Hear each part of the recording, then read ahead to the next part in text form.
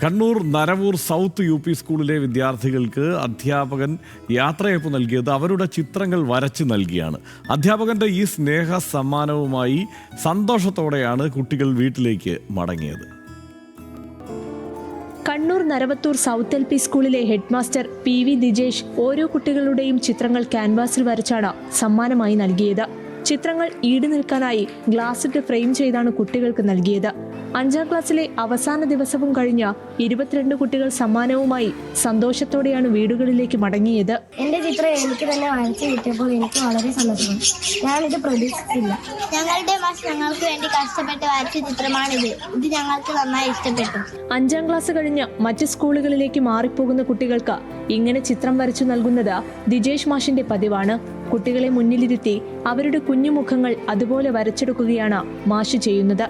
യാത്രയയപ്പ് പരിപാടിക്ക് അധ്യാപകരായ K Dibin, C Rajin, V Ragila, AK Yajusha, KV Ragina, AK Swathi, Dhanitha Krishnakumar എന്നിവർ നേതൃത്വം നൽകി.